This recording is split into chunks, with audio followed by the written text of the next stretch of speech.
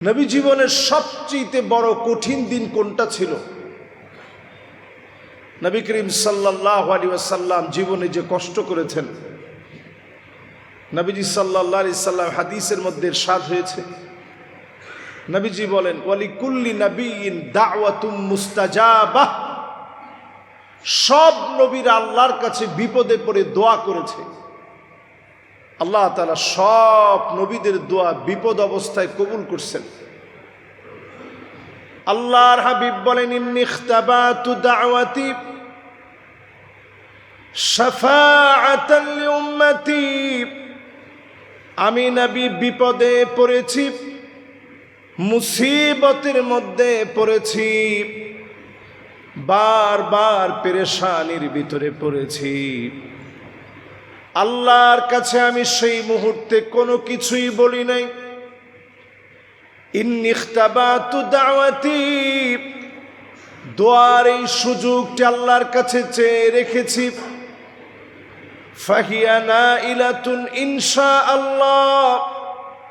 উম্মত সেদিন দোয়ার ফলাফল পেয়ে যাবে, উম্মত সেদিন দোয়ার ফলাফল পেয়ে যাবে। আমি নবীকে শাফাতের অনুমতি দেওয়া হবে, আর সেদিন উম্মতদেরকে শাফাত করব। আল্লাহর কাছে যখনই শাফাত করব, ফাহিয়া নাইলাতুন ইনশাআল্লাহ। মান মাতা মিন উম্মতি লা ইউশরিক বিল্লাহি আহাদা। আমার যে উম্মত শিরিক করে নাই, আল্লাহর সাথে অংশীদার স্থাপন করে নাই, ডেকে ডেকে তাদেরকে যিনি মাফ করে দিবেন তিনি কে? নবীজির শাফাআত সেদিন আমি আপনি পাবো ইনশাআল্লাহ বলে নবীজি আমাদেরকে আশ্বস্ত করছেন। নবীজি বলছেন, ফাহিয়া নাইলাতুন ইনশাআল্লাহ।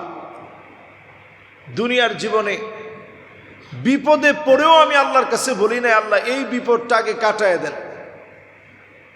আমি আমার উম্মতের বিপদের কথা মনে করে আল্লাহর কাছে কিছুই বলি নাই, আল্লাহর কাছে কিছুই চাই নাই।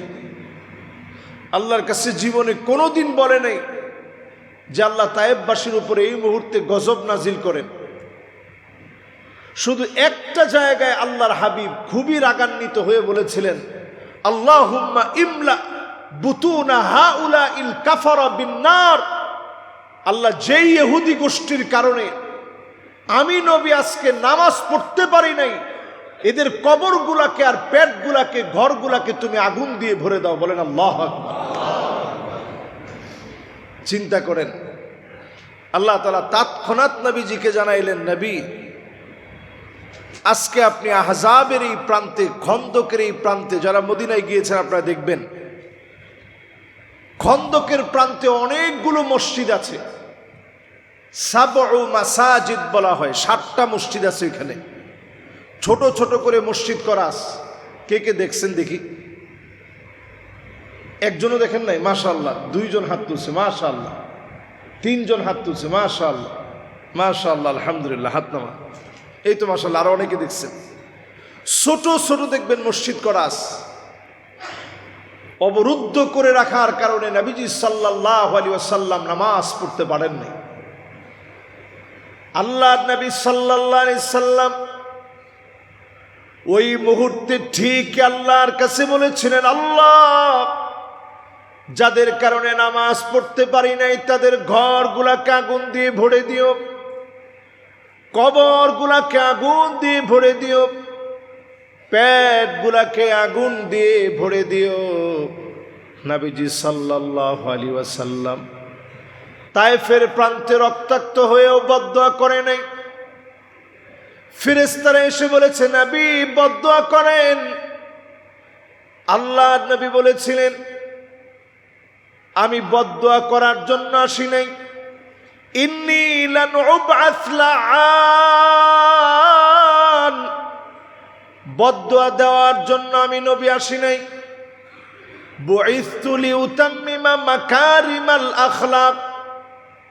আখলাককে পরিপূর্ণ করার জন্য এসেছি।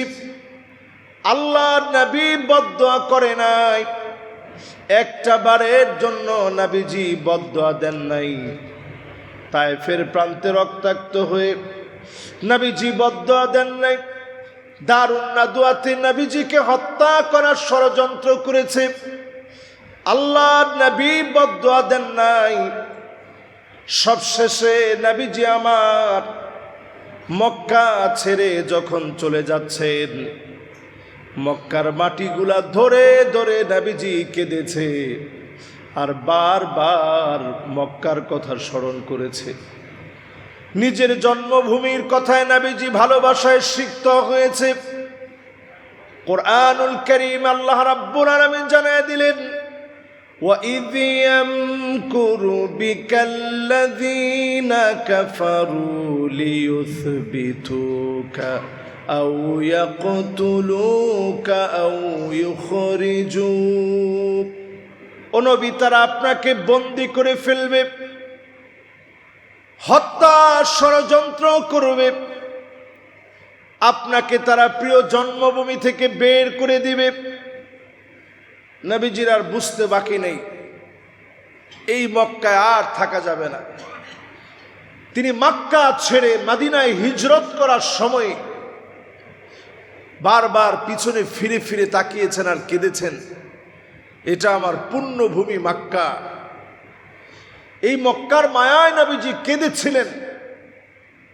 সুদীর্ঘ 10টা বছরের সবরের মধ্য দিয়ে আল্লাহ রাব্বুল আলামিন নবী করিম সাল্লাল্লাহু আলাইহি ওয়াসাল্লামকে সর্বোচ্চ সম্মানে ভূষিত করে আবার তিনি মক্কাতুল মুকাররমায় নবীকে ফিরিয়ে এনেছিলেন। আল্লাহু আকবার। ইসলামের ইতিহাসের এই হিজরতের ঘটনাটি এত বেশি দামি হওয়ার কারণে হিজরতের ঘটনাকে কেন্দ্র করেই এই বর্ষটির নাম হিজরি বর্ষ, সানা আল হিজরিয়া।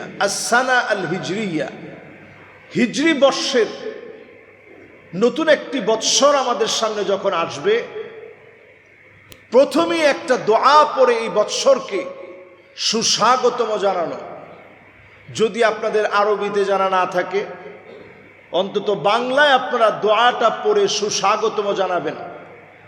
রসুলের হিজরতের কথা একটু মনে করবেন।